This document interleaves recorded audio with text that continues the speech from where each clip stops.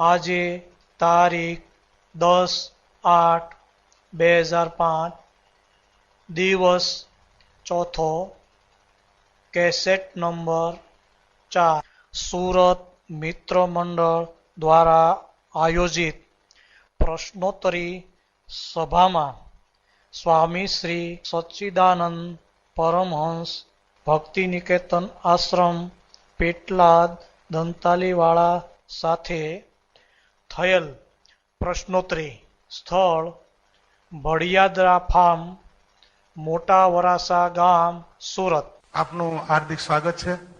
પ્રથમ પ્રશ્નની શરૂઆત કરીએ। દરેક વ્યક્તિને કાગળ આપવામાં આવશે।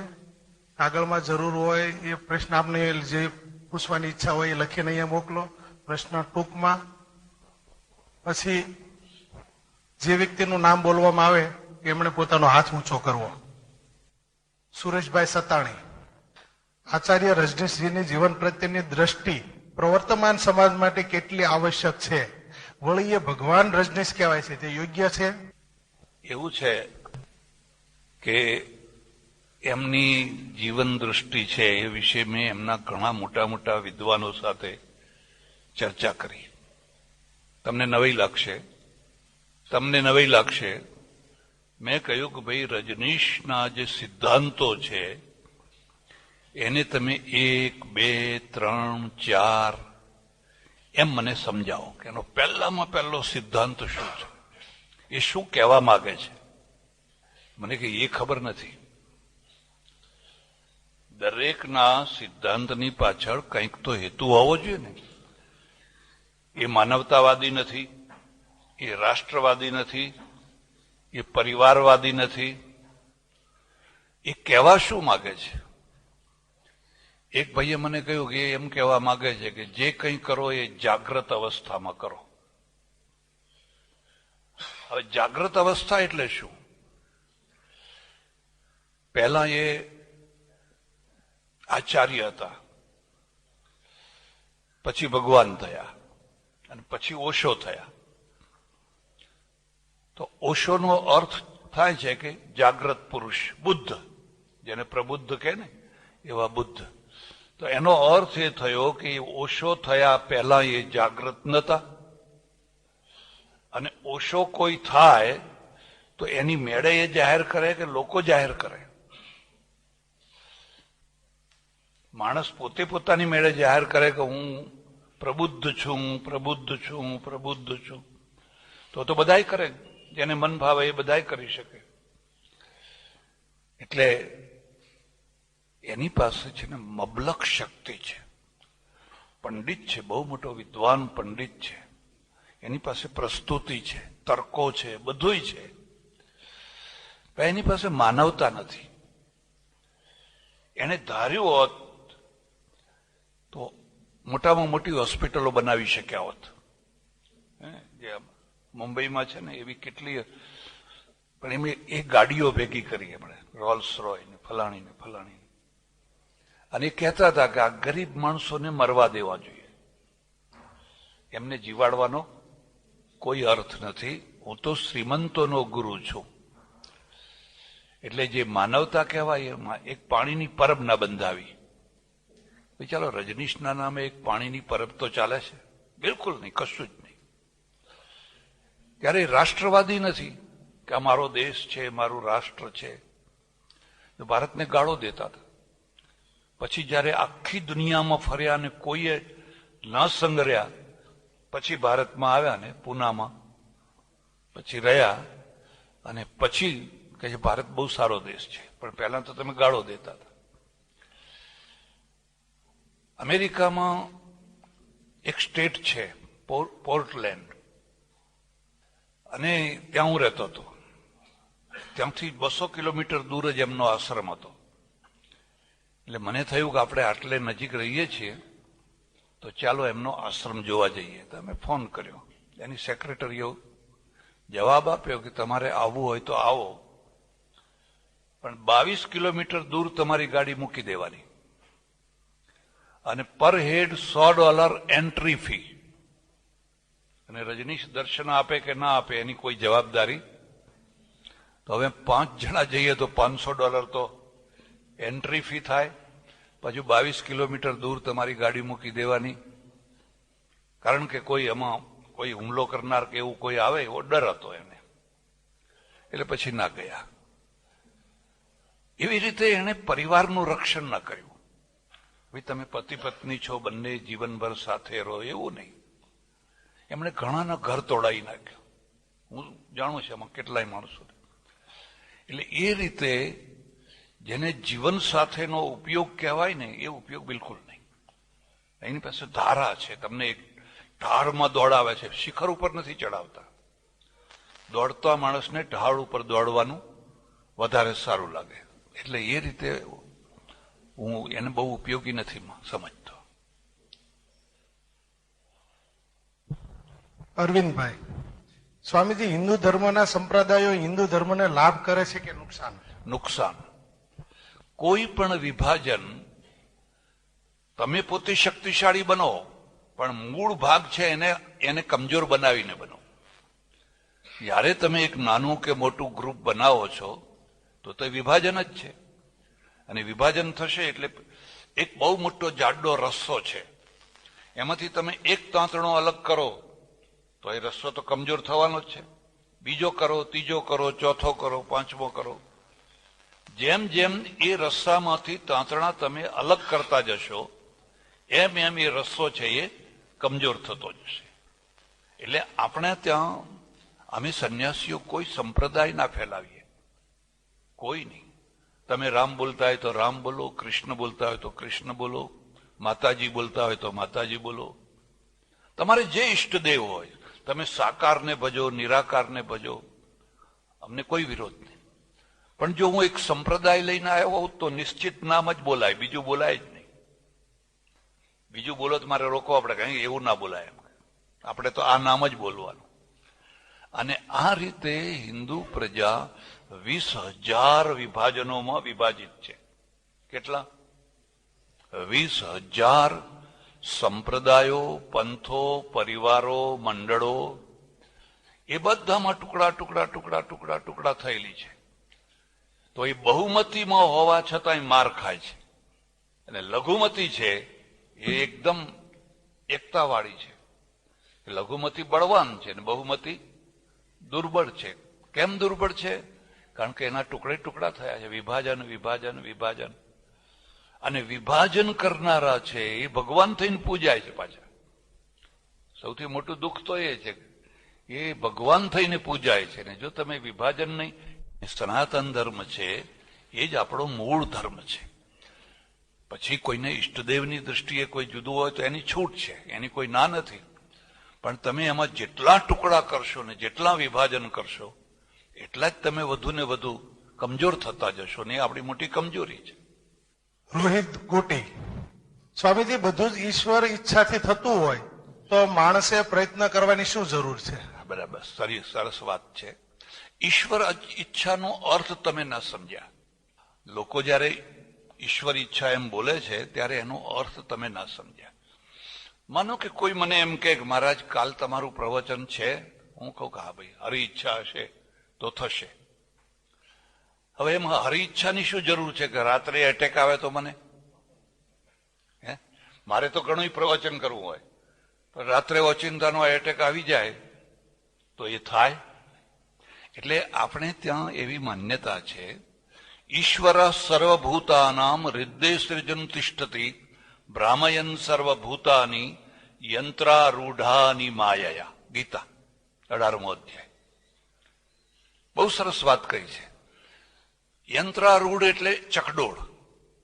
માનો કે તમે એક ચકડોળમાં બેઠા છો, આમ આમ ફરતી હોય કે આમ આમ ફરતી હોય, ચકડોળમાં બેઠા છો. તો ચકડોળમાં બેસવું એ તમારી સ્વતંત્રતા છે. તમે આમ હાથ કરો, આમ હાથ કરો, ઊંચો હાથ કરો, લાંબો પગ કરો, એ તમારી સ્વતંત્રતા છે. પણ ચકડોળ જે ફરી રહી છે એમાં તમારી સ્વતંત્રતા નથી. આપણે ચકડોળવાના કે ઊંધી ફેરાવ, ઊંચી ફેરાવ, એ એની રીતે જ ફર્યા કરશે. એટલે ભ્રામયન સર્વભૂતાની યંત્રારૂઢાની માયયા તમેવ શરણં ગચ્છ સર્વભાવેન ભારત તત્પ્રસાદાત પરામ શાંતિમ સ્થાનમ પ્રાપ્સ્યસી શાશ્વતમ. જોજો ગીતાના શ્લોકો વાંચજો તમે. એટલે આપણે એમ માનીએ છીએ કે અમુક પ્રમાણમાં માણસ સ્વતંત્ર છે અને અમુક પ્રમાણમાં પરતંત્ર અથવા સ્વતંત્ર નથી. હું તમને શરીરના દાખલાથી જ સમજાવું. મને કહું હું આમ હાથ કરી શકું છું, આમ કરી શકું છું, બોલી શકું છું, બંધ રહી શકું છું, આ બધું હું કરી શકું છું. પણ હું ધારું તો મારું હૃદય બંધ ના કરી શકું. કરી શકું?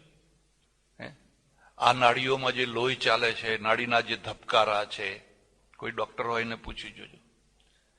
એ સ્વયંભૂ છે, એ સ્વતંત્ર છે. ઘણા માણસને જેલમાં એટલો ત્રાસ આપતા હોય કે મરી જવાની ઈચ્છા થાય, પણ એ પોતાનું હૃદય બંધ કરી શકે છે? નથી કરી શકતો. તમે જે ખાધું છે એનું પચન તમે જાગતા હો, ઊંઘતા હો, તમને ભાન હોય ના હોય, એ ક્રિયા આપોઆપ થયા કરે છે.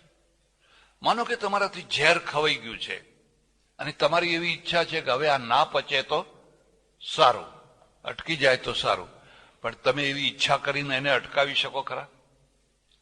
એટલે એને એમાં પરતંત્ર છે. એ પેલાની રચના પ્રમાણે ચાલી રહ્યું છે. તમારી સ્વતંત્રતા છે અને તમારી પરતંત્રતા પણ બંને એક સાથે કામ કરતા હોય છે. એટલે એમ કહેવામાં આવ્યું છે. અને બીજું એક ખાસ વાત તમને કહું, ભક્તિ માર્ગ છે ને એમાં પરમેશ્વર પ્રધાન છે.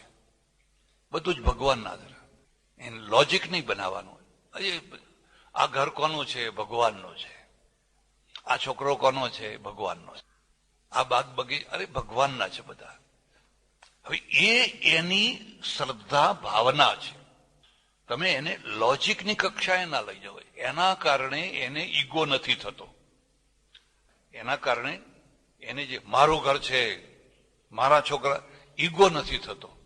એટલે ભક્તિ માર્ગ છે એમાં હરેક વસ્તુને ભગવાન સાથે જોડી દેવાની પદ્ધતિ છે. વિશંબર શાસ્ત્રીજી, સ્વામીજી બ્રહ્મચર્યનો અર્થ સમજાવો. એ સમજાવવાની વાત જ નથી અને એ અહીંયા સમજાવાય પણ નહીં. અને હું એમ માનું છું કે, અને મેં લખ્યું છે, કદાચ હું એક જ સાધુ એવો હઈશ, સાધુ એક જ હઈશ જે મેં વહેલેથી એનો વિરોધ કર્યો છે. મારા અનુભવો પુસ્તક જયારે મેં લખ્યું આજથી 25-30 વર્ષ પહેલા, ત્યારે 2 પ્રકરણોનો બધા અમારા વિદ્વાનોએ વિરોધ કર્યો હતો કે આવું ના લખાય. એક ખાદીનું પ્રકરણ ને એક આ બ્રહ્મચર્યના 2 પ્રકરણ લખેલા. મને કે તમે કોડી ના થઈ જશો, આવું જો લખશો તો તમારી કિંમત કોડીની થઈ જશે. મેં કોઈ જે થવું હોય થાય, પણ મારી જિંદગીમાં મેં જે અનુભવ કર્યો છે મારી જાત ઉપર અને બીજા લોકો ઉપર, મારે લોકોને સત્ય કહેવું જ જોઈએ. ખાદીનું લખ્યું તો ખાદીવાળા બધા તૂટી પડ્યા. ત્યારે તો બધા ખાદી, હું પોતે ખાદી પહેરતો હતો વર્ષો સુધી. એટલે ખાદીવાળા તૂટી પડ્યા, પણ ખાદીવાળાને પછી હવે સમજાયું અત્યારે કરોડો રૂપિયાની ખાદી ભેગી થઈ છે, કોઈ લેવા તૈયાર. અને આ બાબત પણ મેં લખી એટલે ઘણા સાધુઓ સાધ્વીઓ આવીને ખાનગીમાં કહી જાય આ તમે બિલકુલ સાચું લખ્યું છે. હું એમને કહું કે મેં જો સાચું લખ્યું છે ને તમને સાચું લાગતું હોય તો તમે બોલો ને, તમે લખો ને. મને કે કોઈ રોટલોય ના આપે કોઈ રોટલોય ના આપે. એમ કે અમે તો નહીં અહીંના ઠેકાણા ના રહીએ કે ના અહીંના રહીએ કે ના અહીંના રહીએ. એટલે આજકાલ જે આ બધા સ્વામિનારાયણના સાધુ કે બીજા કોઈ સાધુઓની બધી જે વાતો આવે છે ને, મારી દૃષ્ટિએ સાધુઓ દૂષિત નથી, પદ્ધતિ દૂષિત છે. પદ્ધતિ દૂષિત છે. એની જગ્યાએ તમે હોવ તો તમારી એ દશા. અરે જે પ્રચંડ આવેગ છે, પ્રચંડ આવેગ, એ આવેગને તમે રમકડું સમજી દીધા ને આવડું છોકરું લાઈન મોડી નાખ્યું કે કોઈ જુવાન છોકરાને મોડી નાખ્યો બધી. હવે આ જ બધા માણસો જો સમયસર એમને પરણાવી દીધા હોત તો આ કોઈ પ્રોબ્લેમ થવાનો. પણ તમે એને ભૂખ્યા રાખો અને પછી પ્રતિબંધ મૂકો કે ભાઈ સ્ત્રીઓનું મોઢું નહીં જોવાનું. હવે સ્ત્રીઓનું નહીં જોવે, છોકરાઓનું જોશે પછી. અને એ માણસ છે ને, તમે હું બધું અહીં માઇક ઉપર બધું બોલી ન શકું. એ પ્રચંડ આવેગ એવો છે કે પછી પશુ પક્ષી જ્યાં ત્યાં ગમે ત્યાં એ માણસ પોતાનો આવેગને ઉતારવા તૈયાર થઈ જશે. આ આપણે સાચી વાત સમજી ન શક્યા. અને મને થયું કે મારે આ વાત પ્રતિષ્ઠાની પરવા કર્યા વિના પણ લોકોને કહેવી જોઈએ. ખાનગીમાં આવીને ઘણા કહી જાય કે આ તમે બહુ સાચું લખ્યું છે, બહુ ખરું લખ્યું છે, પણ એ બિચારા અંદરથી તો એમ કે અમારાથી આવું બોલી ન શકાય. મારે ત્યાં 4 સાધ્વીઓ આવેલી, જૈન સાધ્વીઓ. અરે એટલું રડે, બધી વાતો કરે તો આપણે સંભળાય નહીં એવી બધી વાતો કરે. અને પછી થોડા દિવસ રહી મને કે તમે અમને અહીં રાખી લો. અરે મેં કહું મારે કેટલા દુશ્મન ઉભા કરવા. અને હું તમને ખાનગીમાં કહું છું, મુસલમાન દુશ્મન હારો પણ વાણિયો ખોટો. કોઈ બેઠા હોય તો માફ કરજો, સમજ્યા ને. પેલો આવીને આમ છરો મારી જાય બહુ તો, પણ આ કશી ખબર ના પડવા દે ને એવો મારે ને કે તમે ઉભા ના થઈ શકો. એટલે માડ સમજાવીને વિદાય કર્યા. એટલે આ વાસ્તવિકતા છે. અને એ વાસ્તવિકતા એટલા માટે હું કહું છું કે આખો ઋષિ પરંપરા જુદી છે અને સાધુ પરંપરા. ઋષિ છે એ આ વાતનો સ્વીકાર કરે છે. ભગવદ્ ગીતા સ્વીકાર કરે છે. તમે ભગવદ્ ગીતામાં જોજો 2-3 જગ્યાએ વાત આવી. પહેલા વાત આવી પ્રજનશ્ચાસ્મિ કંદર્પ. અર્જુન, આ પ્રજનન શક્તિ જે છે ને કંદર્પ, એ મારી વિભૂતિ છે. પ્રજનશ્ચાસ્મિ કંદર્પ. ફરી બીજી વાત પછી આવી ધર્મા વિરુદ્ધો ભૂતેષુ કામોસ્મી ભરતર્ષભ. એ ભરતર્ષભ, ધર્મથી અવિરુદ્ધ એવો જે કામ છે એ હું છું. એમાંથી રામ થાય છે, બુદ્ધ થાય છે, મહાવીર થાય છે, શિવાજી થાય છે, રાણા પ્રતાપ થાય છે. એમાંથી જ આખી સૃષ્ટિ ઉત્પન્ન થાય છે. પણ આ સાધુ માર્ગે શું? પાપ છે, પાપ છે, પાપ છે, મહાપાપ છે, મહાપાપ છે. કેટલાક શાસ્ત્રોમાં તો એવું લખ્યું છે કે માત્ર 1 વારમાં 2 અબજ જંતુઓનો નાશ થાય છે. 2 અબજ જંતુઓનો. મહાપાપ. હમણાં 1 વર્ષ પહેલા મારે ત્યાં 2 છોકરીઓ આવી આશ્રમમાં. એક 24 વર્ષની ને એક 28, 2 પટેલની છોકરીઓ.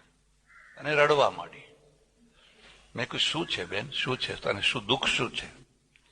મને કે અમારા પતિઓએ અમને કાઢી મૂકી છે, હવે અમારે જવું ક્યાં?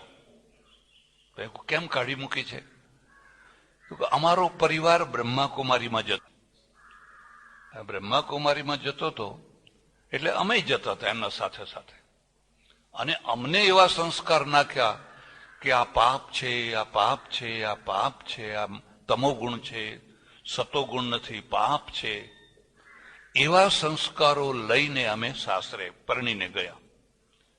અને પતિની જે અપેક્ષાઓ હોય એ અમે પૂરી કરી એટલે અમને કાઢી મૂકી દો. કાઢી ના મૂકે બીજું શું કરે? કોઈનું જીવન જ બરબાદ કર્યું. આ રીતે તો તમે કોઈનું જીવન જ બરબાદ કર્યું ને. તો મેં કહ્યું કે તમે મોટી ભૂલ કરી, તમને ઊંધા રવાડે ચડાવી દેવામાં આવ્યા. એ પાપ નથી. હવે અમારે શું કરવું? મેં કહ્યું બીજા લગ્ન કરી લો. તમને જો છૂટાછેડા આપી દીધા હોય તો બીજા લગ્ન કરી દો. તો કે ના, પેલી બેન એમ કે છે કે હવે બીજા લગ્ન કરશો તો તમે સુખી નહીં થો. એનો અર્થ કે તમે અમારામાં આવી જાઓ, હવે અમારું ટોળું વધારવું છે. આ રોંગ વે છે. આ લોકોને બરબાદ કરનારો રોંગ વે છે. એ દૃષ્ટિએ આપણા કરતા મુસલમાનો વધારે સ્પષ્ટ છે. અને વધારે સ્પષ્ટ હોવાના કારણે એમને જે લાભ થાય છે એ આપણને નથી થતો. કુરાન શરીફમાં લખ્યું છે કે જો તું મારી પાસે આવીશ પણ લગ્ન કર્યા વિનાનો હોઈશ ને તો હું મોઢું ફેરવી લઈશ, તો હું તારા સામે જોઈશ. બિલકુલ ઉલટું થઈ ગયું ને. અને મક્કામાં જયારે હજ કરવા જાય પત્ની જોઈએ, અને પત્ની ના હોય તો ત્યાં પાછી થોડા દિવસ માટે પત્ની તો છૂટાછેડાય થાય ને તલાક ને 2 થાય. અને આપણે ત્યાં પણ આપણી પરંપરામાં ખાસ પદ્ધતિ છે, સજોડે જ વિધિ થાય. તમે સત્યનારાયણની કથા કરવા બેસો ને તોય પતિ પત્ની બંનેને સજોડે બેસવાનું. રામ જયારે કોઈ વિધિ કરવા બેઠા ને સીતાજી તો વિદાય કરી દીધેલા, તો બ્રાહ્મણોએ કહ્યું તમે એકલા બેસીને વિધિ નહીં કરી શકો. તો છેવટે સોનાની સીતા બનાવીને બેસાડવામાં આવી. અને આપણા મોટા ભાગના બધા સગુણ સાકાર દેવો છે, બધા જ સપત્નીક છે કે નહીં? સીતારામ, રાધા કૃષ્ણ, શિવ પાર્વતી વગેરે વગેરે વગેરે. આ બધું શ્રમણોનું છે, આપણું નથી. જે હું રોજ માથાકૂટ કરું છું ને, એમણે આ બધું ચલાવ્યું, પછી આપણે એને સ્વીકાર કરી લીધો. અને એમાંથી છૂટવું જોઈએ, એમાંથી આ વાતમાંથી છૂટવું જોઈએ. એટલે અભોગવાદ નહીં, અતિભોગવાદ નહીં, મધ્યમવાદ. મધ્યમવાદ એ જ બરાબર છે. સુરેશભાઈ ગોટી, સ્વામીજી અમુક સંપ્રદાયોમાં હાથ તો જોવા દો. અમુક સંપ્રદાયોમાં મૂર્તિ પૂજાનો વિરોધ કર્યો છે, પરંતુ ગુરુના ફોટાઓ તો રાખે જ છે. આ મૂર્તિ પૂજા ન કહેવાય? કહેવાય. પણ ખરેખર આપણે ત્યાં બે પદ્ધતિ. મૂર્તિ પૂજા કરવી હોય તો મૂર્તિ પૂજા કરો, નાપ કરવી હોય ને નિરાકારમાં મન લાગતું હોય તો નિરાકારમાં લગાવો, કોઈ વિરોધ નથી. પણ વ્યક્તિ પૂજા નહીં કરવાની. આ જે ગુરુવાદ છે ને, એ ઈશ્વરની જગ્યાએ ગુરુ બેસી જાય છે. ખરેખર તો અમે ઈશ્વરના મુનિમ છીએ. ખ્યાલ આવે છે?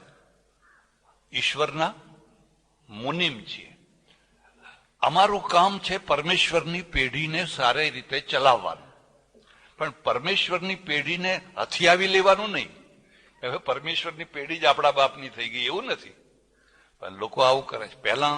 પહેલા ભગવાન હોય ને, ભગવાનનો ફોટો એના ચરણોમાં બેસે, પછી થોડુંક જામે એટલે બાજુમાં બેસે, અને વધારે જામે એટલે ભગવાનને કાઢીને પોતે બેસે.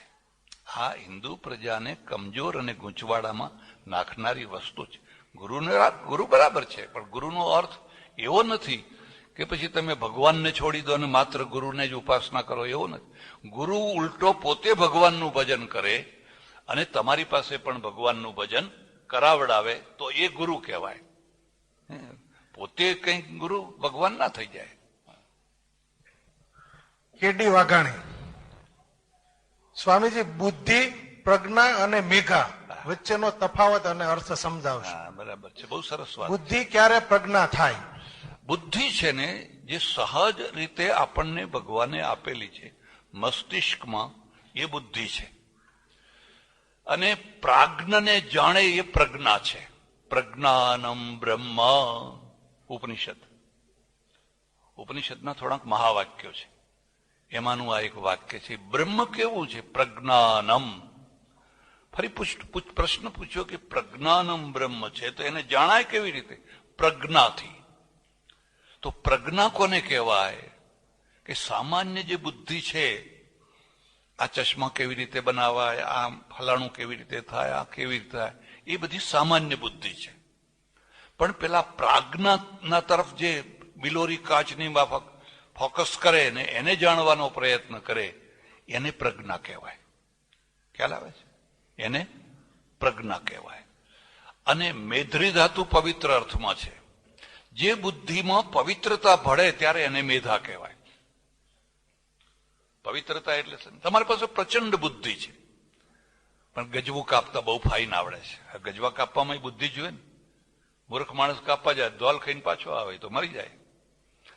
તમારે, અને હું તો એટલે સુધી કહું કે સારું કામ કરવામાં જેટલી બુદ્ધિ જોઈએ એના કરતા નબળું કામ કરવામાં 10 ગણી બુદ્ધિ જોઈએ, વધારે જોઈએ. તમે સરળ કામ કરો તો એમાં બહુ બુદ્ધિની જરૂર. તમે સાચી સાક્ષી આપો તો એમાં બહુ બુદ્ધિની જરૂર નહીં.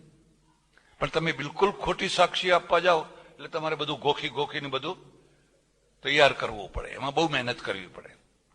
એટલે જે બુદ્ધિ સહજ રીતે પ્રવૃત્તિ કરે છે એ તો બુદ્ધિ છે. પણ જ્યારે એમાં પવિત્રતા ભળે એટલે શું? આ કામ મારાથી નહીં થાય, આ વસ્તુ મારાથી નહીં થાય, આ વસ્તુ મારાથી નહીં ખવાય, આ વસ્તુ મારાથી નહીં પીવાય. આવી પવિત્રતા જ્યારે એમાં ભળે ત્યારે એનું નામ કહેવાય મેધા. આ ત્રણનો ભેદ છે. બુદ્ધિ, પ્રજ્ઞા અને મેધા. મેધામ મે દેહી, મેધામ મે દેહી વેદની પ્રાર્થના છે. હે ભગવાન મને મેધા આપ. મેધા આપ એટલે પ્રચંડ બુદ્ધિ પણ પવિત્ર. જેમ શરીરની પવિત્રતા છે એમ બુદ્ધિની પણ.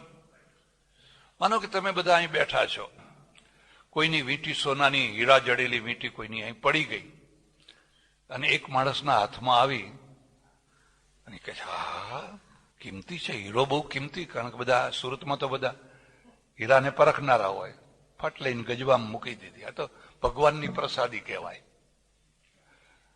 આ તો ભગવાને આપણને પ્રસાદીમાં આપી. હવે એક બીજો માણસ છે, એના હાથમાં એ વીંટી આવે છે કે ના મારે ના ખપે, મારે આ કોઈની વસ્તુ જોઈએ, તો એની પાસે મેધા છે. પેલો બુદ્ધિશાળી તો છે પણ એની બુદ્ધિમાં મેધરી ધાતુ, મેધા શબ્દ ઘટતો નથી. એટલે આ બેમાં આટલો ફરક છે. વજુભાઈ માવાણી, સ્વામીજી જનક રાજાનું જીવન એ ઋષિ પરંપરાનું કહેવાય, તો અષ્ટાવક્રનું જીવન એ કઈ પરંપરા કહેવાય? હવે આમાં છે શું કે અષ્ટાવક્ર છે એ પણ ઋષિ છે અને જનક છે એ પણ ઋષિ છે. પણ બેમાં ફરક શું છે? જનક રાજર્ષિ છે અને પેલો બ્રહ્મર્ષિ છે. બેનો ભેદ સમજાતા? પેલો રાજર્ષિ છે, રાજા કરે છે, રાજગાદીએ બેઠો છે, એ રાજગાદી ઉપર બેઠો બેઠો રાજપાટ ચલાવે છે. એટલે આપણે ત્યાં રાજર્ષિ, બ્રહ્મર્ષિ, દેવર્ષિ, મહર્ષિ એવા ભેદ કરેલા છે. એ રાજર્ષિ છે અને પેલો બ્રહ્મર્ષિ છે. આ બેમાં આટલો ફરક છે. સ્વાતંત્ર્ય સેનાની નટવરભાઈ દેસાઈ અબ્રામા, આ પ્રશ્ન 2-3 વાર આગળ આવી ગયો છે, છતાં પણ પૂછું છું. સ્વામીજી, હિન્દુ લોકો એક પત્ની અને 2 બાળકોમાં માને છે, મુસ્લિમો આનાથી બિલકુલ વિરોધમાં છે, તો લાંબા ગાળે હિન્દુઓનું ભવિષ્ય શું? અંધકારમય, ચોખ્ખું દેખાય. અંધકારમય.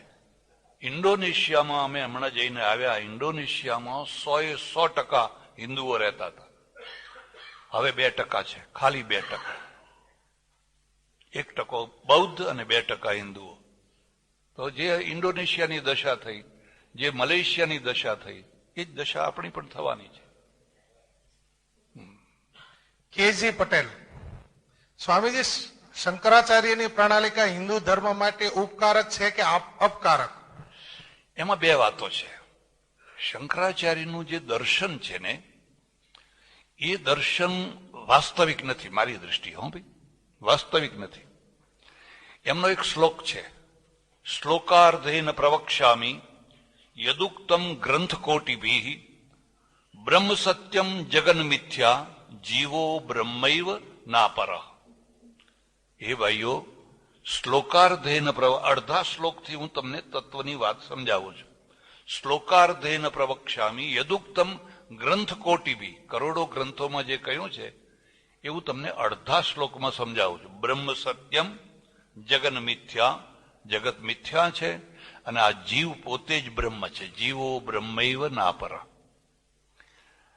એના સામે મેં મારો શ્લોક રચ્યો છે, તમને સાંભળવો હોય તો સંભળાવી દઉં.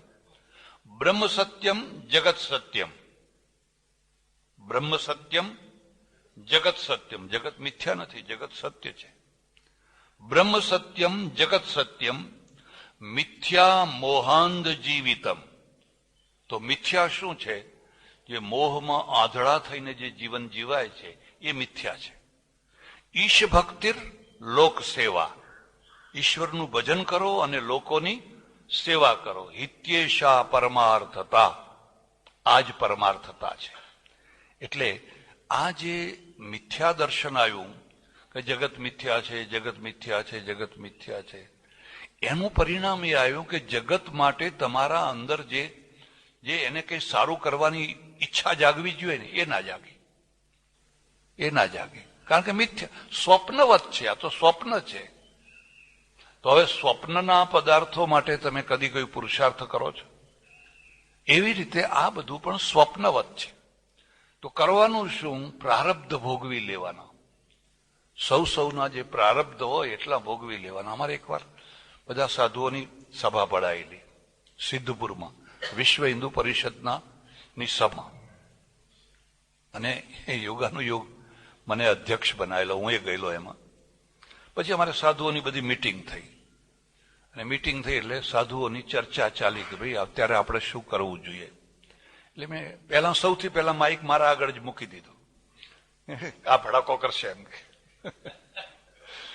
મેં કહ્યું, જુઓ, અત્યારે સાધુઓએ પહેલા તો આપણા તીર્થો સુધારવાના.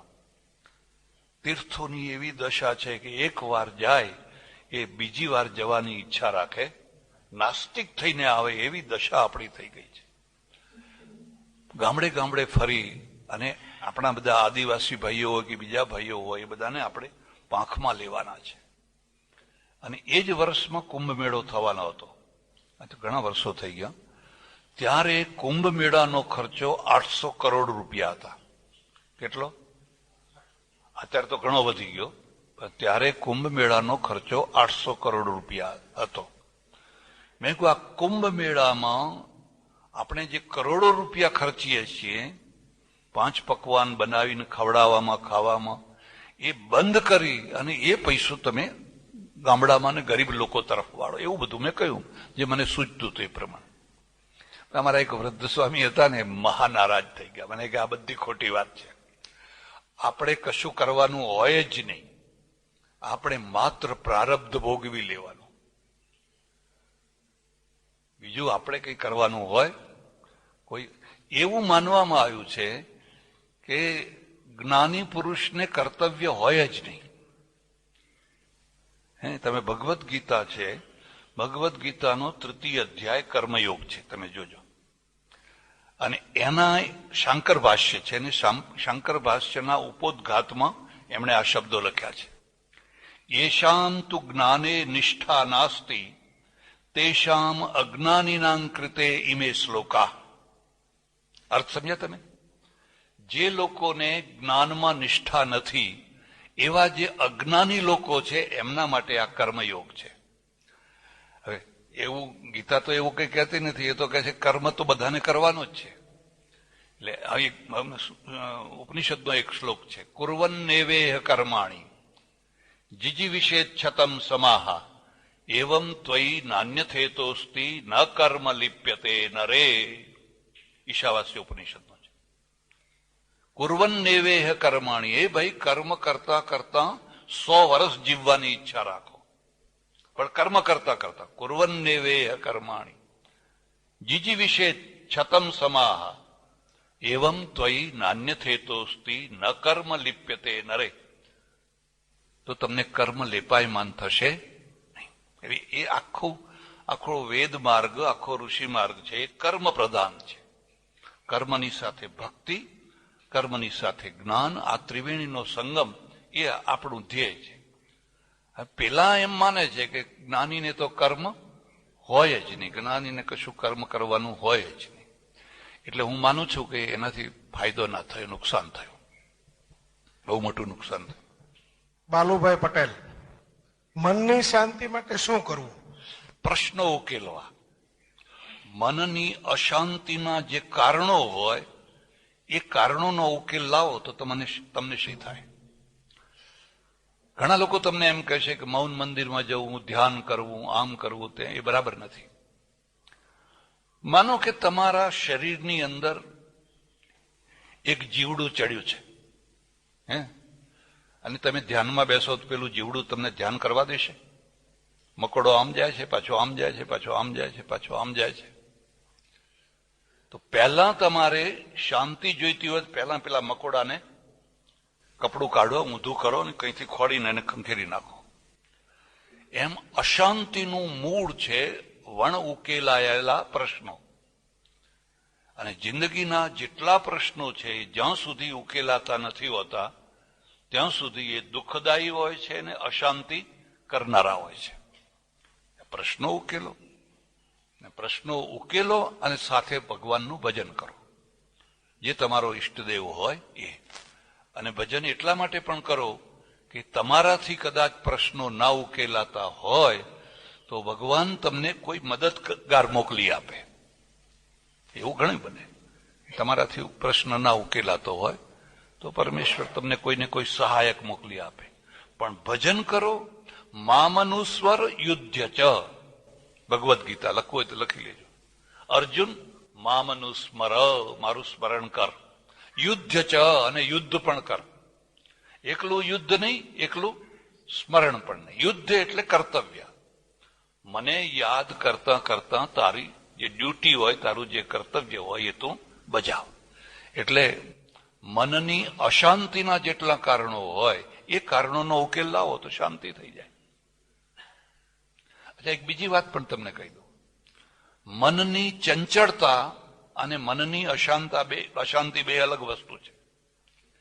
ચંચળતા નેચરલ છે અને એક કુદરતી મૂકેલી છે ને કલ્યાણકારી છે. તો તમારું મન ચંચળ હોય એ અશાંતિ નથી, એ તો એનો સ્વભાવ છે. પણ અશાંતિ જે છે એના પાસે જ રહેલી વસ્તુનું નામ છે ઉદ્વેગ. ઉદ્વેગ નીચે જાય એ વેગ છે ને ઉપરનું બહાર આવે એ ઉદ્વેગ છે. તમે ખાઓ એટલે પેટમાં બધું જાય એ વેગ છે, પણ ખાધેલું અહીં ટકતું નથી ને પછી ઉછળી ઉછળીને બહાર આવે એનું નામ છે ઉદ્વેગ.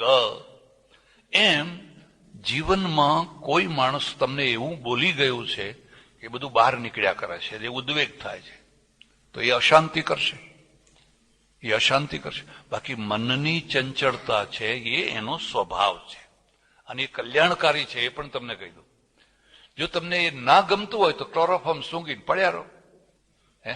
ક્લોરોફોર્મ લાવવાનો, અને આ લોકો જે પેલા ડ્રગ વાળા છે એ જ કરતા હોય છે ને, ડ્રગ લે, પડ્યા રહે 2-4 કલાક, વળી પાછું ઉતરે તો પછી ફરી લે.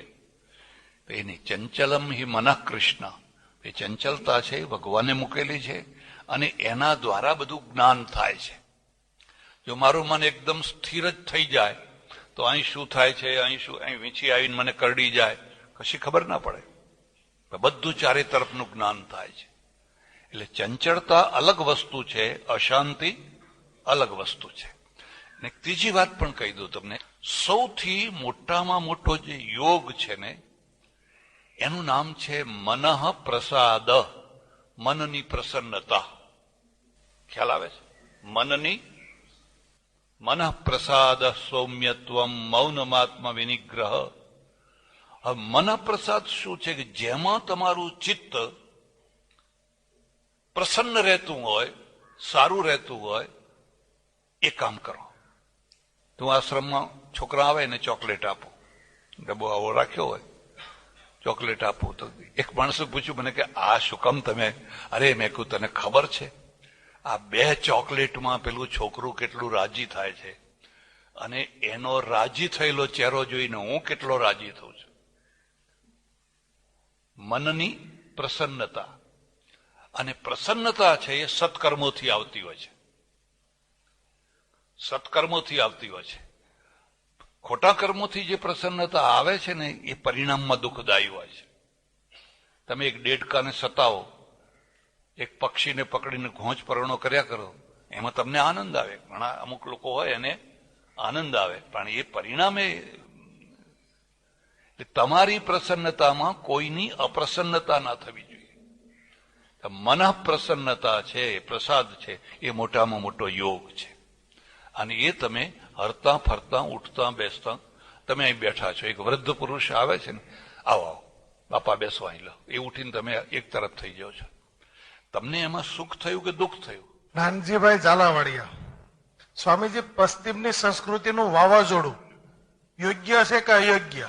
કેટલુંક યોગ્ય છે ને કેટલુંક અયોગ્ય છે. કેટલુંક યોગ્ય છે, સાવ ખોટું નથી. હે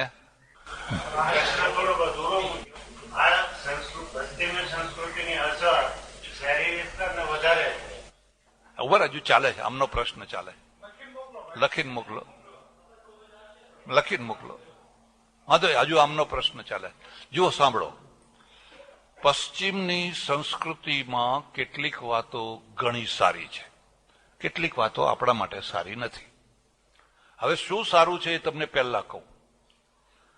પહેલા તો એ છે કે એ લોકો સ્ત્રી સન્માન આપનારા છે. આપણે ત્યાં લખ્યું છે યત્ર નાર્યસ્તુ પૂજ્યંતે રમંતે તત્ર દેવતા, આપણે ત્યાં લખ્યું છે. પણ ક્યાં? પેલો કલેક્ટર હોય ને એની બાજુમાં એની સ્ત્રી બેસે, બેસે કે ના બેસે? એવું નહીં હોય કે અહીં બેસે ને પેલી પણ ખૂણામાં બેઠી હોય, એવું નહીં. પછી એને ક્યાં લગ્ન કરવા ક્યાં ના કરવા એને સ્વતંત્રતા છે. એવું નહીં આપણે શું કર્યું, લાકડે માકડું વરગાડી દીધું, આવડા હોય ને ત્યારથી વરગાડી દીધું. હવે પછી એ મોટા થાય અને એકબીજાનો સ્વીકાર ન કરે, અને ન કરે તો એ પડ્યું પનારું પાર પાડવાનું જ, તે દુઃખી થાય આ એ દુઃખી થાય. તો પેલા શું કરે કે ભાઈ તમને કદાચ અનુકૂળ ના આવતું હોય તો હસતા હસતા છૂટા થાવ. બહુ સરળતાથી એ લોકો રાત્રે બેસે અને પછી કે જો મિસ્ટર ફલાણા અથવા ફલાણી, આટલા વર્ષો સુધી આપણે સાથે રહ્યા પણ હવે આપણે સાથે રહી શકીએ એમ નથી, એટલે હું હવે કાલથી છૂટી થવા માંગુ છું. છૂટા ખુશ રાજીથી છૂટા થયા પછી બીજા દિવસે કે ત્રીજા દિવસે સામે પેલો પુરુષ જતો હોય ને પેલી સ્ત્રી આવતી હોય ને એને પાછો કોઈ નવો ભાઈબંધ મળી ગયો હોય તો આ ઉભો રહીને એને અભિનંદન આપે, ખારું તને માણસ મળી ગયો ને, એમ આપણે ના કાપી નાખો, મારી નાખો, આમ કરો તેમ કરો. એ ના છૂટી થાય, ના જીવવા દે, ના જીવે, અને દુઃખી થાય ને દુઃખી કરે. હવે એ બાબત તો બરાબર નથી ને. પેલા કે છે એ તો બરાબર છે. અમે એક ઘરમાં હું ઉતરેલો અમેરિકામાં, અને અમારે ચડોતરના ડોશી મોટી ઉંમરના, અંગ્રેજી આવડે નહીં, બાજુમાં અમેરિકન રહે પતિ પત્ની બે. એટલે હું જરા બંગલામાંથી બહાર ચોકમાં ફરવા નીકળ્યો ને એટલે પેલા એક પત્ની હતી એ આવી ગઈ, વચ્ચે પેલી વાડ ફેન્સિંગ. એટલે એને વાતમાં કહ્યું કે આ મારો 5મો પતિ છે, ચોખ્ખું કહી દીધું. પેલી ડોશી મને કે શું બોલી, શું બોલી? મેં કહ્યું તમારે સાંભળવા જેવું નથી. ના મને કઈ કહો તો ખરા કે શું બોલી? મેં કહ્યું એ એમ કે છે કે આ મારો 5મો પતિ. આ તમને કોઈને ખબર હોય કે ના હોય, ક્લિન્ટન ખબર હોય કે ના હોય, ક્લિન્ટનની માં છે ને એ પણ 5મા પતિ, એને પણ 5 લગ્નો કરેલા. એટલે પેલી ડોશી શું કહે છે, મોઈ શરમ, જરા શરમ લાય, મરતી નથી એમ કે. સારું છે કે મેં કીધું આ ગુજરાતી જાણતી નથી. હવે આપણે આ વાતને બિલકુલ એકદમ હીન માની લઈએ છીએ, પણ બીજી રીતે જોઈએ તો આપણે બધા દુઃખી થઈએ છીએ ને અંદર ખાને બધું ચાલતું હોય છે. ચાલતું હોય છે કે નથી ચાલતું?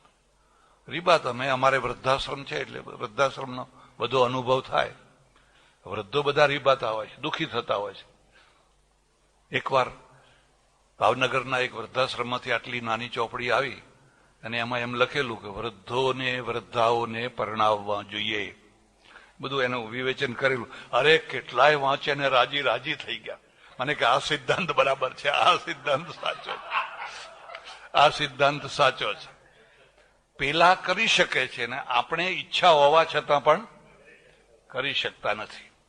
એટલે અમુક બાબતો એમની ઘણી સારી છે. કોઈના ત્યાં જવું હોય તો કેવી રીતે સ્વમાનથી જવું, કેવી રીતે પહેલા ટેલિફોન કરવો, કેમ બેસવું, કેમ ઉઠવું, એ બધું એની આખી એક સભ્યતા પરિપાટી છે. આપણે એવું બધું નથી માનતા, પણ તે છતાં એમનું કેટલુંક સારું નથી. હવે જે સારું નથી એ આપણા માટે સારું, એમના માટે નહીં, એમના માટે તો બરાબર જ છે, પણ આપણા માટે સારું નથી. શું સારું નથી? પતિ પત્ની બંને બેઠા હોય ને એના છોકરો આવડું હોય તો એને દારૂ પીવડાવે, બિયર પીવડાવે. એ જે પીતા હોય ને, જેમ આપણે ચા પીવડાવીએ, આપણા છોકરાને જેમ ચા પીવડાવીએ ને એવી રીતે. એટલે આ એક વાત પણ ખાસ ધ્યાન રાખજો, અમેરિકામાં કે પરદેશમાં આપણા છોકરા બહુ જલ્દી બગડી જાય છે, એમના છોકરા જલ્દી નથી બગડતા. અને ભારતમાં બહુ જલ્દી બગડી જાય છે. કારણ શું કે એનું છોકરું દારૂ પીતું હોય તો એ બગડેલું નથી મનાતું. એ કોઈ એમ નથી કહેતા, કારણ કે પતિ પત્ની બંને પીવે છે, લિમિટમાં રહીને બધું પીવે છે, એટલે છોકરું પણ પીવે, એમાં કઈ વાંધો નથી. એમ જેમ આપણા છોકરા ચા પીવે એવી રીતે એનું છોકરું કોઈ બોયફ્રેન્ડ લઈ આવે કે ગર્લફ્રેન્ડ લઈ આવે તોય એમને કઈ વાંધો. ઉલટાનું છોકરી મોટી થઈ ગઈ હોય ને જો એને બોયફ્રેન્ડ ન હોય તો મા બાપ ચિંતા કરે કે આ છોકરીમાં કઈ કમી છે કે શું, આવડી મોટી થઈ હજુ એને કોઈ બોયફ્રેન્ડ જ નથી. હવે આપણે કોઈ બોયફ્રેન્ડ લઈને ઘરમાં આવે તો બાપા તો ધોકો જ લે ને હાથમાં. આપણું કલ્ચર આ રીતે જુદું પડે છે. પેલાના કલ્ચરમાં શું છે કે આવું કરવાના કારણે પહેલા પ્રેમ અને પછી લગ્ન. પણ પ્રેમ કર્યો ને લગ્ન ના થઈ શક્યા તો પ્રેમ કર્યો વર્ષ 2 વર્ષ 6 મહિના અને લગ્ન ના થઈ શક્યા તો એને કશું ખોવાનું નથી, એને કોઈ વાંધો આવવાનો. એ પછી બીજાને કે અમારે બોયફ્રેન્ડ હતો બધું પ્રગટ કરે કે હંતાડે નહીં બધું, એ બીજે પરણે ત્રીજે પરણે. આપણા ત્યાં આવું ના થઈ શકે. આપણા ત્યાં શું છે કે પહેલા લગ્ન અને પછી પ્રેમ જો થાય તો કઈ બધાને તો થાય. એટલે પછી દાંતિયા કરીને જેમ પેલા વાંદરો ને વાંદરી દાંતિયા કરતા હોય ને કરીને જીવન પૂરું કરો. એટલે અમુક વાતો એની સારી છે, અમુક વાતો સારી આપણા માટે નથી. એટલે જે સારું છે એ ગ્રહણ કરવું જોઈએ, જે સારું ના હોય એ ગ્રહણ ના કરવું જોઈએ. મોહનભાઈ, મંગલમ વિદ્યાલય. સ્વામીજી, સંસદમાં અને ધારાસભામાં ગાળાગાળે અને મારામારી થાય છે, શું આને વિશેષાધિકાર કહેવાય? ના, વિશેષાધિકાર નહીં, પણ આપણે ત્યાં બંધારણ એવું છે કે સંસદ અથવા ધારાસભામાં જે ઘટનાઓ ઘટે એને પોલીસ અપરાધ ના માની શકાય. પેલો જે સભાપતિ સ્પીકર હોય એ સ્પીકર ત્યાં દંડ ફટકારી શકે કે તમે 2 દિવસ માટે નહીં બંધ અથવા ટર્મ સુધી બંધ એ કરી શકે. પણ એના દ્વારા તમે FIR કરીને કેસ ના ઉભો કરી શકો. એટલે એ થવું ના જોઈએ, પણ આપણે ત્યાં થાય છે. આપણે ત્યાં થાય છે અને એનું એક કારણ એ પણ છે કે બહુ કચરો બધો ત્યાં ભેગો થાય છે. જે સારો વર્ગ છે એ ત્યાં નથી પહોંચી શકતો અને બહુ જે કચરા જેવો વર્ગ છે ગુંડાઓ ને બાહુબલીઓ ને એ બધા પહોંચી જાય છે. એટલે એક બહુ મોટી ચિંતાનો વિષય છે. હા, ચાલો. ભરતભાઈ રાઠોડ, સ્વામીજી, હાલમાં હિન્દુ ધર્મ અને સંસ્કૃતિ કઈ દિશામાં જઈ રહ્યા છે? ધર્મ અલગ વસ્તુ છે અને સંસ્કૃતિ અલગ વસ્તુ છે. આ બેને એક ના માની લેતા. એક મુસલમાન સંસ્કૃતિની દૃષ્ટિએ હિન્દુની નજીક છે ને ધર્મની દૃષ્ટિએ અરબસ્તાનની નજીક છે. ધર્મ ઇસ્લામ છે અને ઇસ્લામની દૃષ્ટિએ એ અરબસ્તાનના માણસની નજીક છે. પણ કલ્ચર જેને કહેવાય, સંસ્કૃતિ કહેવાય, સંસ્કૃતિની દૃષ્ટિએ એ હિન્દુની નજીક છે. તમે કોઈ મુસ્લિમોના લગ્ન થતા હોય કે એમની વિધિ થતી હોય તો તમે જઈને જોજો. મારે એકવાર એવો અનુભવ થયેલો એટલે હું તમે કહું છું.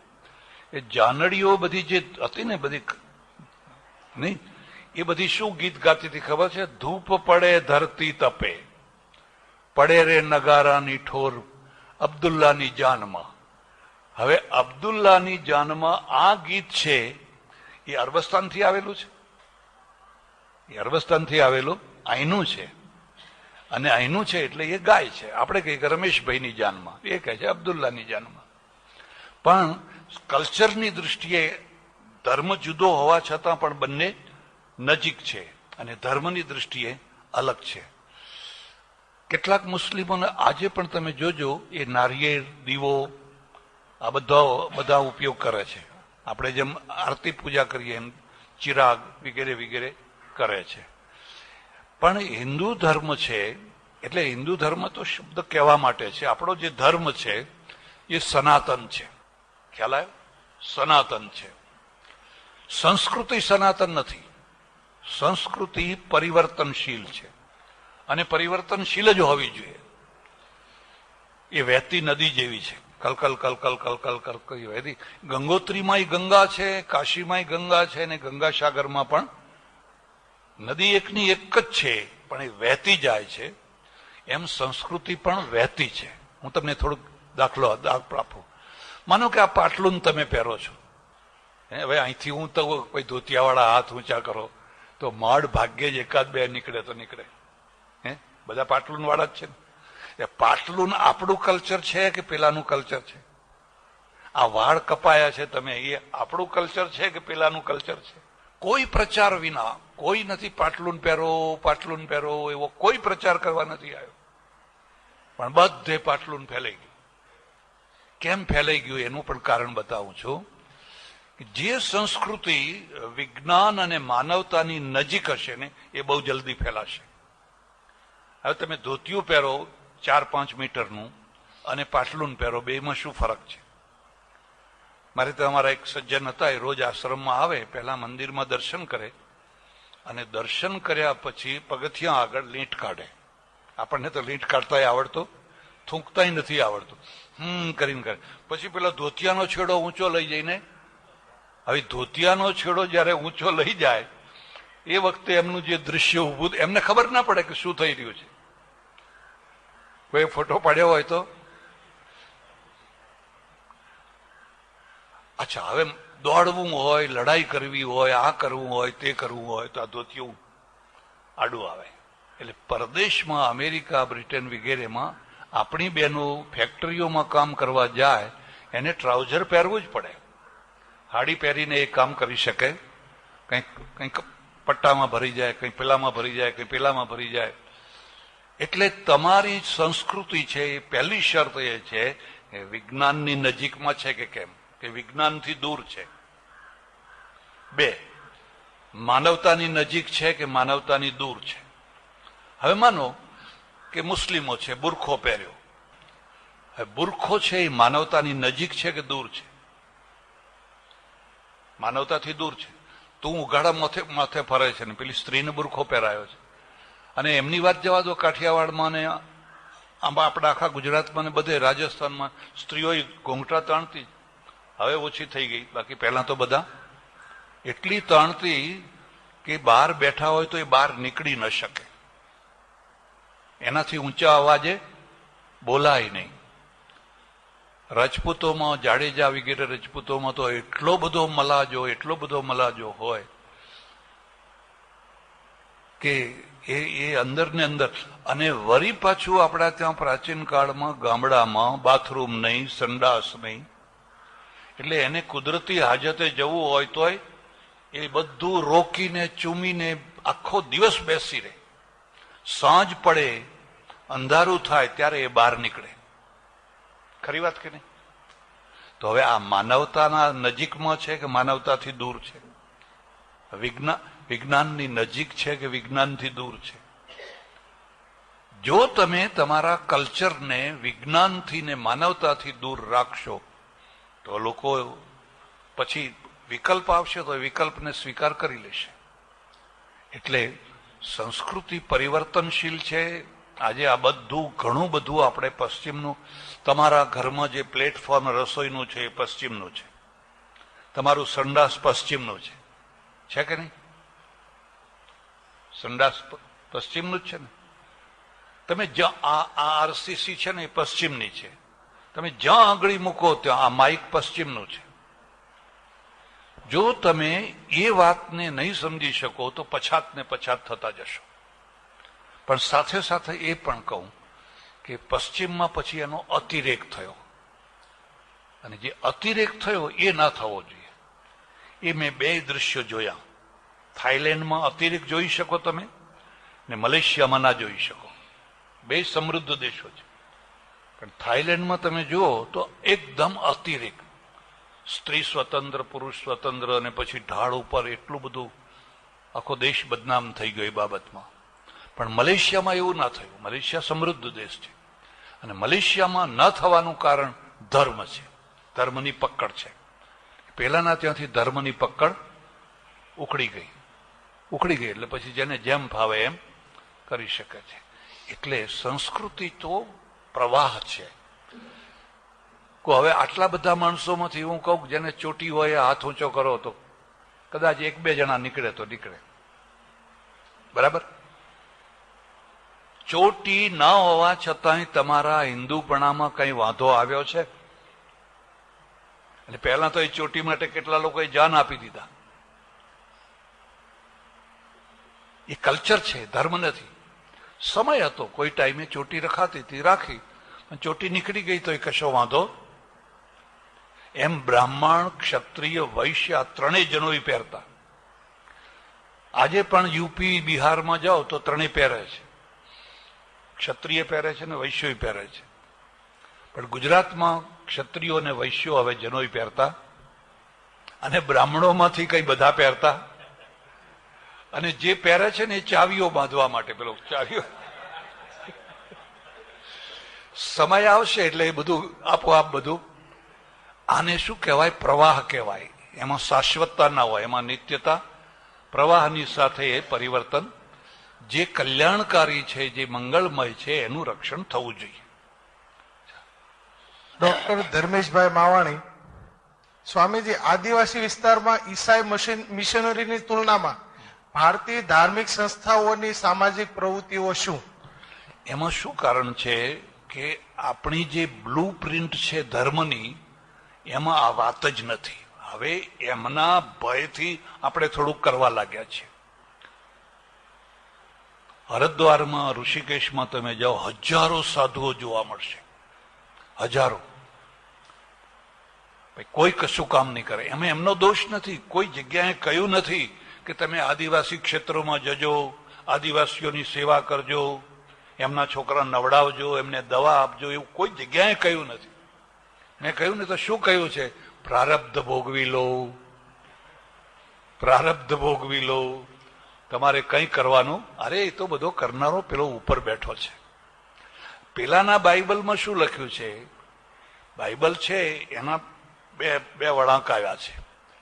એક યરુશલેમ ને બીજો રોમનો. યરુશલેમ જીસસના મરી ગયા પછી 150 વર્ષ પછી બાઇબલ રચાયું.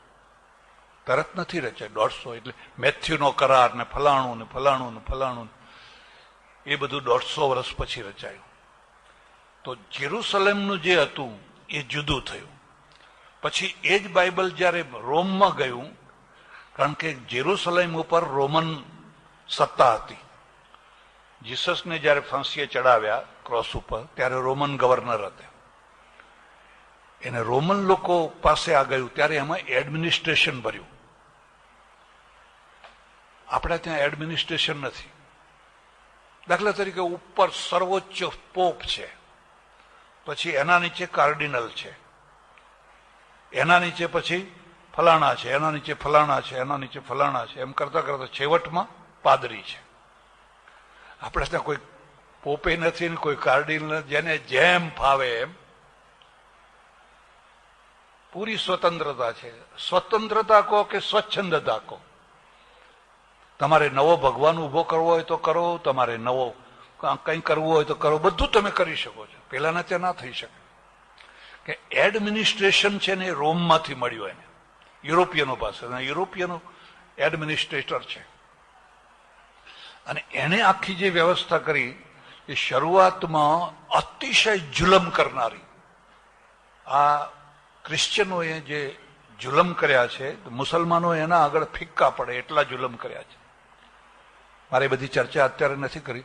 એ જુલમના કારણે 3000 યુદ્ધો થયા યુરોપમાં, ક્રુઝેડો. જો તમને ઇતિહાસનો ખ્યાલ હોય તો 3000 ક્રુઝેડો થયા.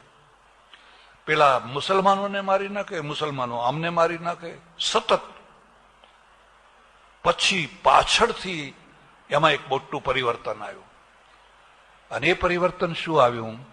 બાઇબલનો પ્રચાર દવાથી કરો, અનાજથી કરો, શિક્ષણથી કરો, તલવારથી નહીં. તલવારથી નહીં. તમે અંગ્રેજોમાં અને પોર્તુગીઝોમાં આ જ ફરક છે. પોર્તુગીઝોએ ગોવા ઉપર રાજ્ય કર્યું, અંગ્રેજોએ ભારત ઉપર રાજ્ય કર્યું, પણ બેમાં આ મુદ્દાનો ફરક. પોર્તુગીઝ છે એ ધર્મ પ્રચારને મહત્વ આપે,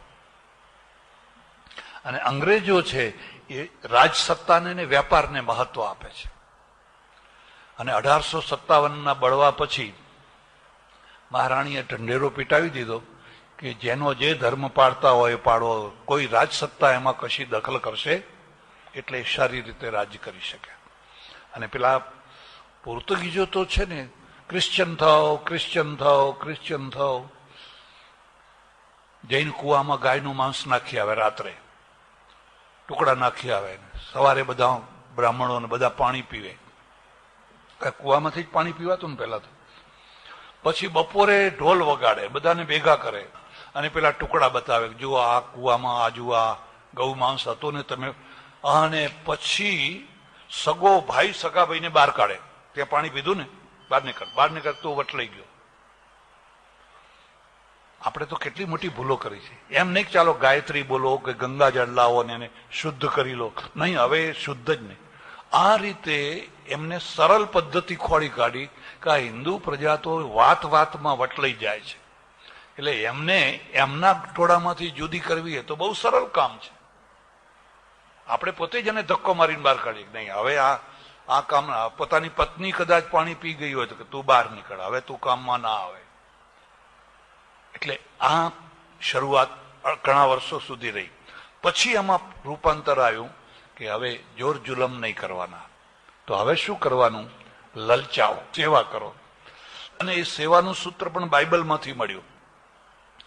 જીસસ છે એ પેલાને કહે છે કે હું બીમાર હતો, હું તારી રાહ જોતો હતો, પણ તું મને જોવા ના આવ્યો, તું મારી માટે દવા ના લાવ્યો.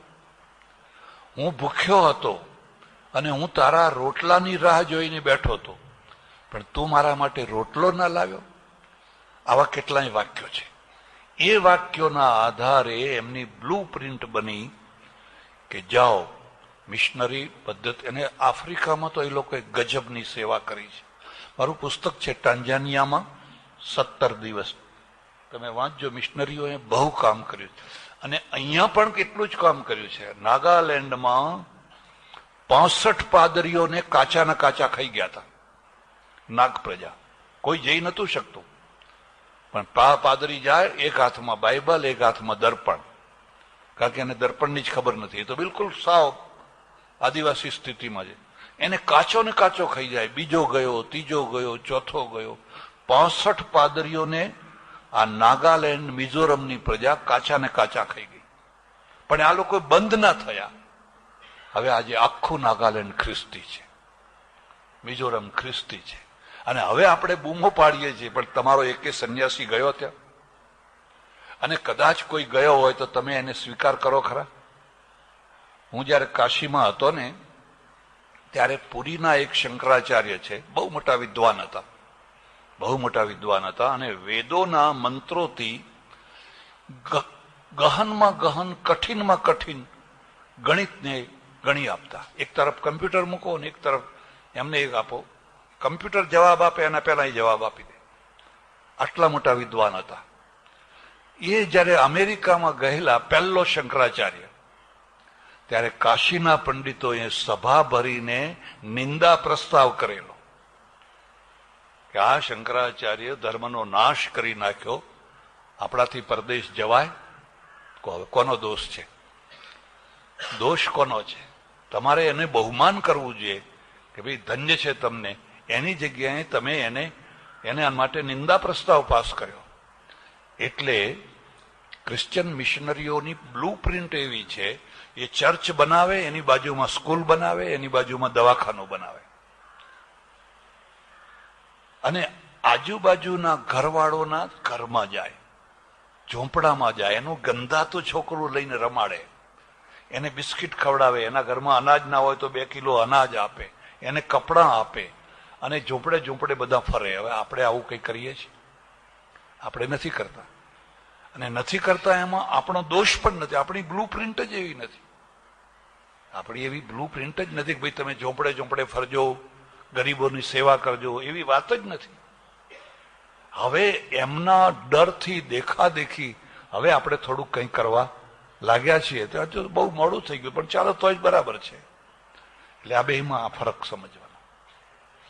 ભીકડિયા વિનુભાઈ, સ્વામીજી, બાળકના ઘડતરમાં માતા પિતાની ભૂમિકા શું? બહુ મોટી. માતૃદેવો ભવ. અમારે ત્યાં એવું લખ્યું છે, આચાર્યાણામ શતમ પિતા. પેલો જે આચાર્ય છે એના કરતા 100 ગણો વધારે પિતા છે, અને પિતા કરતા સહસ્ત્ર ગણી માતા છે.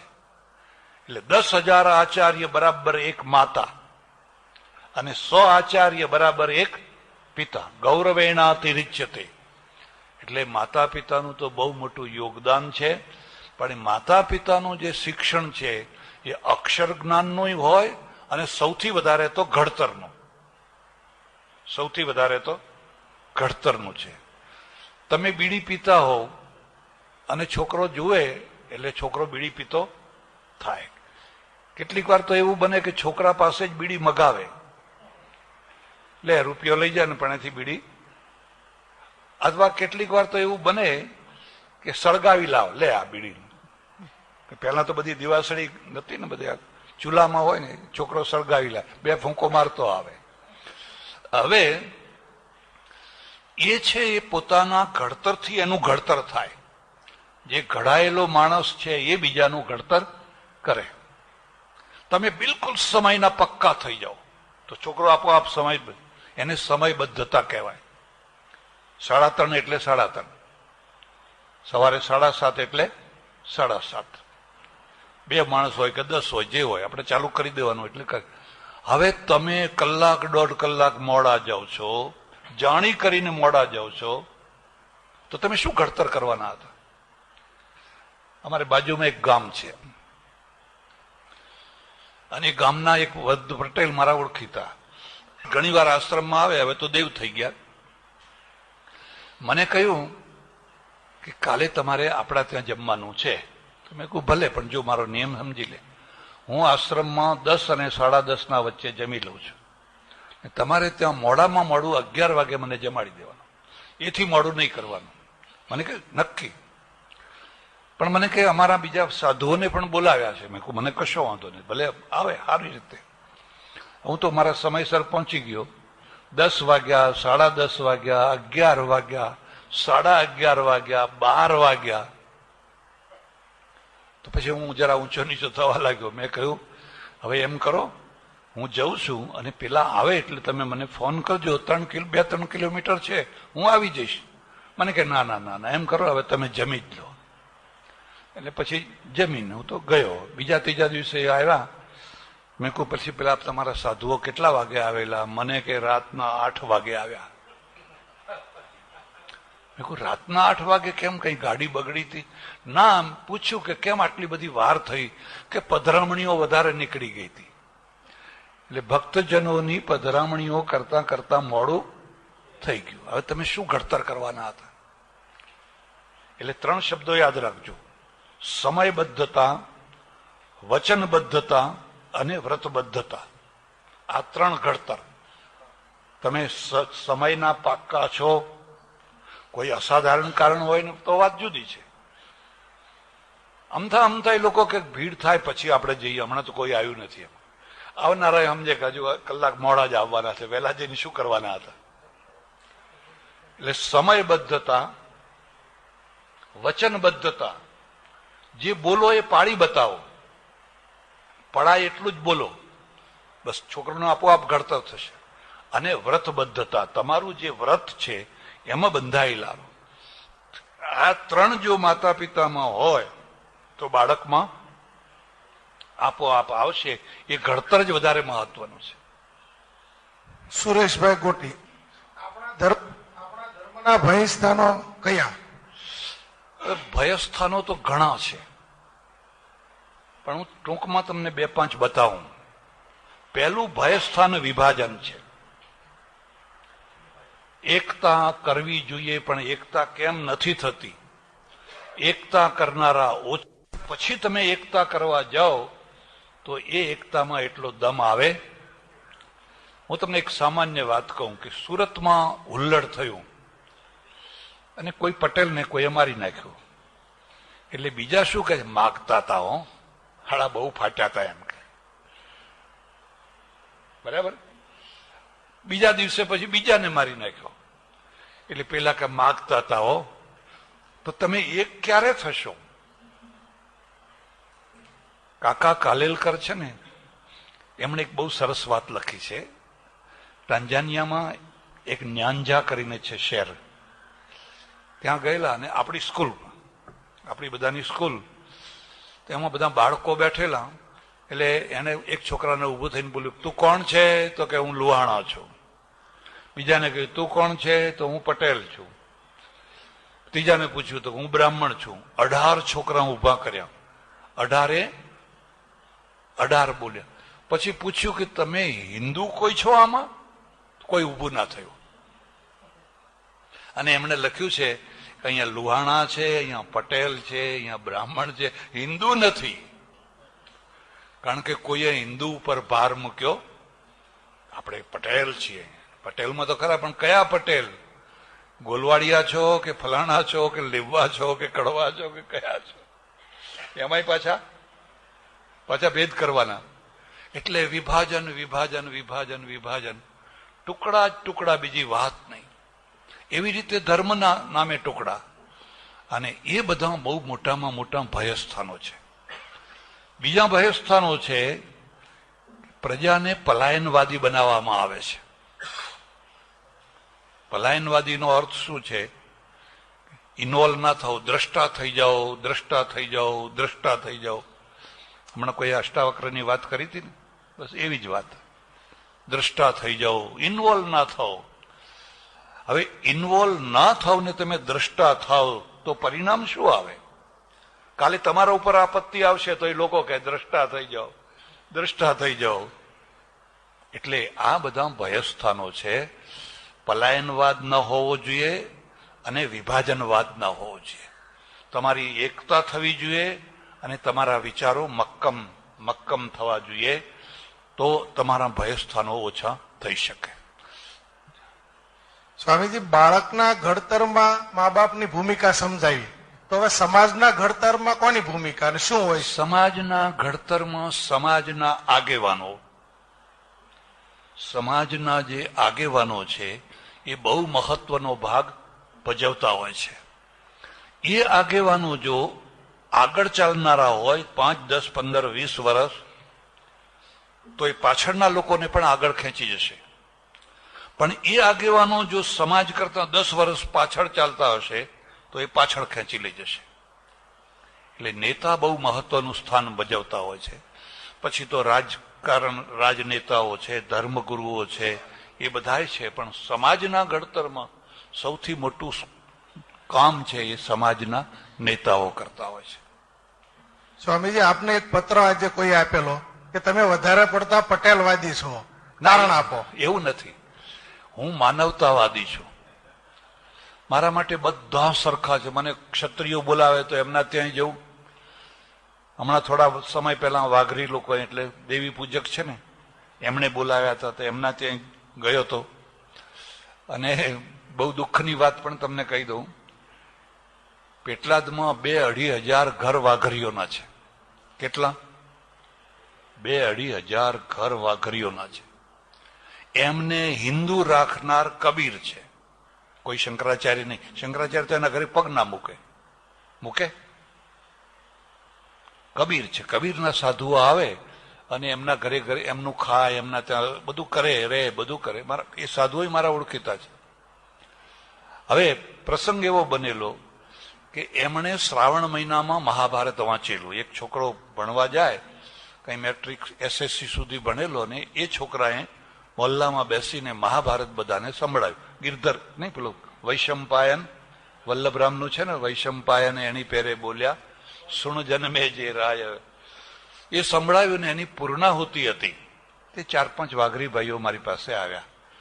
મને કે સ્વામીજી, કાલ અમારે ત્યાં પૂર્ણાહુતિ છે, તમે આવશો? મેં કહ્યું જરૂર આવીશ. એમ કરીને મેં એમને વિદાય કર્યા. પછી 4-5 માણસો જે અમારા ખાસ માણસો બેઠેલા ને, સવારે મેં કહેલું ને એક પાંજરું બનાવી દે એવા. મને શું કહે? મને કે ના જવાય, કેવા લાગશો? વાઘરીના ત્યાં ગયા બાપજી, એમ કે કેવા લાગશો તમે? મેં કહું જેવો લાગુ એવો ખરો, પણ હું તો જવાનો. તમારે આવવું હોય તો આવજો, ને ના આવવું હોય તો ના આવજો. તો એ 4-5 માંથી એક જ આવ્યો, 4 તો ના જ આવ્યા. એ વાઘરી વાળે જવાતું હશે આપણાથી? એમ કે ગયો. મારી આંખમાં આંસુ આવી ગયા. આટલો ફૂલોનો ઢગલો કરી દીધો, માળાઓનો ઢગલો કરી દીધો. આ પ્રજા માટે મેં કશું કર્યું નથી, અને કશું ના કર્યું હોવા છતાં આટલું બધું મને માન આપે છે, અને તે છતાંય આપણે એના મોહલ્લામાં જવા તૈયાર નથી. હવે આ પ્રજા છે, કાલે બીજા ધર્મમાં જતી રહે તો દોષ કોનો? જો આ કબીરવાળા ના હોત તો એ તો ક્યારની જતી રહી હોત, તો દોષ કોનો પછી? એટલે હું તો બધામાં જઉં છું, પણ પટેલોમાં વધારે જઉં છું એટલા માટે પટેલો વધારે બોલાવે છે, એમના ફંક્શન વધારે હોય છે એટલે એમાં જઉં છું. બાકી મને કોઈના સાથે કશું, હું તો ઈચ્છું છું આખો સમાજ, આખી પ્રજા એક થઈને રહે, ભાઈ ભાઈ બનીને રહે. બ્રાહ્મણોમાં જઉં છું, કોઈ વાર મુસલમાનોમાં જવાનું થાય છે, એ પણ તમને કહી દઉં. એટલે અમારે એવો કોઈ ભેદ નથી. એમનો પ્રશ્ન એવો છે, ડાર્વિનના ઉત્ક્રાંતિવાદ પ્રમાણે વાંદરામાંથી મનુષ્ય અને તેમાંથી અન્ય પ્રાણીઓનો ઉત્ક્રાંતિ વિકાસ કેમ ન થઈ? હા, વાંધો નહીં, સમજી ગયો, ખ્યાલ આવી ગયો.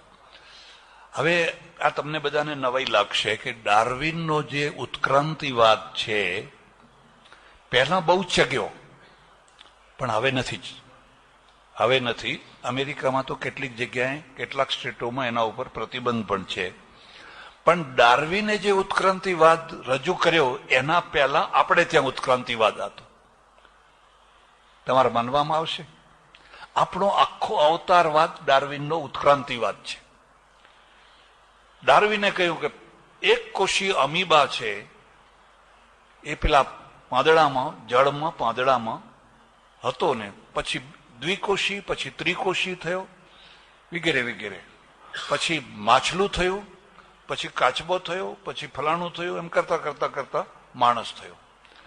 હવે આપણે ત્યાં તમે જુઓ, કરારવિંદે ન પદારવિંદમ મુખારવિંદે વિનિવેશયંતમ બટસ્ય પત્રસ્ય પુટે શયાનમ બાલમ મુકુંદમ મનસા સ્મર. આ ડાર્વિનનો એક કોષી અમીબા છે. કરારવિંદે ન પદારવિંદો, એક કોષી છે ને, બીજા બે કોષ નથી. પોતે જ પોતાનો અંગૂઠો ચૂસી રહ્યો છે. અને વડના વટસ્ય પત્રસ્ય પુટે શયાનમ, વડના પાંદડાના પૂટમાં ભગવાન પોઢ્યા છે અને પોતે જ પોતાનો અંગૂઠો ચૂસી રહ્યા છે. આ ડાર્વિનનો એક કોષી અમીબા છે. પછી હજારો લાખો વર્ષો વીતી ગયા, ઉત્ક્રાંતિ થતા થતા થતા માછલું થયું. આપણે એને મત્સ્યાવતાર કહીએ છીએ. આપણે એને મત્સ્યાવતાર કહીએ. આ જે ઉત્ક્રાંતિ છે ને, એક પ્રકારથી મોડલ છે. માનો કે આ રેકોર્ડર છે. હવે આ રેકોર્ડર થતા પહેલા કેટલાય મોડલ આવી ગયા અને આગળ કેટલાય આવશે. એ ઉત્ક્રાંતિ છે. મોડલ બદલાય, મોડલ બદલાય, મોડલ. આ માઇકનું પણ એવું જ છે, કેટલા મોડલ બદલાતા બદલાતા આવ્યું ને આગળ પાછા બીજા પણ આવશે. એમ એ અમીબામાંથી, એક કોષીય ભગવાનમાંથી મત્સ્યાવતાર થયો. અવતારનો અર્થ જ છે મોડલ બનાવવું. અને મત્સ્યાવતારમાંથી કચ્છપાવતાર થયો, કાચબો થયો. પછી જળમાંય રહે અને સ્થળમાં પણ રહે. માછલું સ્થળમાં રહી શકે, જળ અને સ્થળ બેમાં રહી શકે. કચ્છપાવતારમાંથી વરાહ અવતાર થયો, એટલે પેલા ભૂંડ. અને વરાહ અવતારમાંથી નૃસિંહ અવતાર થયો, અડધું મનુષ્યનું અને અડધું પશુનું. એમ થતા થતા થતા વામન અવતાર, પરશુરામ, ફલાણા ફલાણા થતા થતા થતા રામાવતાર થયો. રામાવતાર શસ્ત્રધારી છે. પછી કૃષ્ણાવતાર થયો. કૃષ્ણનું શસ્ત્ર પ્રેમ છે, એ પ્રેમ છે. અને એના પછી બુદ્ધાવતાર થયો. એ જ્ઞાન છે, નોલેજ. એના હાથમાં કોઈ હથિયાર નથી, એના હાથમાં કોઈ હથિયાર નથી. અને સૌથી વધારે ધર્મ પ્રચાર એને કર્યો, ધર્મની સ્થાપના એને કરી. એટલે એક રીતે જો તમે જુઓ તો આપણો જે ઉત્ક્રાંતિ, ડાર્વિનનો જે ઉત્ક્રાંતિવાદ છે, એ આપણા અવતારવાદને મળતો જ છે. અને જો આ વાત તમારા મગજમાં બેસી જાય બરાબર, તો અવતાર સંબંધી ઘણી ગૂંચો આપોઆપ નીકળી જાય. એટલે એ ઉત્ક્રાંતિવાદ આ રીતે ઘટાવો તો ઘટી શકાય. એમનો જ બીજો પ્રશ્ન, ભગવાન અને પરમાત્મા વચ્ચે તફાવત શું? આ બંને પર્યાય શબ્દો છે અને પર્યાય શબ્દો નથી. પણ આપણે આમ હાથ કરીને કહીએ ગો મારા ભગવાન, એ ભગવાન કરે એ થાય. ત્યારે ભગવાન અને પરમાત્મા એક જ અર્થ બતાવનારા બે શબ્દો છે. પણ ભગવાન શબ્દના પાછા બીજા અર્થો પણ છે, અને તમારે લખવા જેવા હોય તો લખી લેજો. ઐશ્વર્યસ્ય સમગ્રસ્ય ધર્મસ્ય યશસ શ્રિય જ્ઞાન વૈરાગ્યો સિદ્ધિ સન્નામ ભગૈતીર્ણા. જેનામાં 6 તત્વો હોય એને ભગ કહેવાય. 6 તત્વો કયા? ઐશ્વર્યસ્ય સમગ્રસ્ય, જેની પાસે સમગ્ર ઐશ્વર્ય હોય. ઐશ્વર્યસ્ય સમગ્રસ્ય ધર્મસ્ય યશસ શ્રિય, પાછું જેની પાસે પૂર્ણ ધર્મ હોય. પેલા દાઉદ ઇબ્રાહિમ ને એની પાસે પૈસો તો ઘણો છે, ધર્મસ્ય પછી પાછો યશ હોય, યશસ અને શ્રિય એટલે સૌંદર્ય હોય, રૂપ હોય. જ્ઞાન વૈરાગ્યો સિદ્ધિ, જેનામાં જ્ઞાન અને વૈરાગ્ય બંનેની સિદ્ધિ હોય એનું નામ છે ભગ.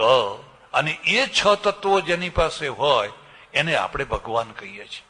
એટલે આપણે ભગવાન બુદ્ધ, ભગવાન મહાવીર, ભગવાન રામ, ભગવાન કૃષ્ણ, ભગવાન ફલાણા, એમ બધા ઘણાની સાથે ભગવાન શબ્દ જોડીએ છીએ.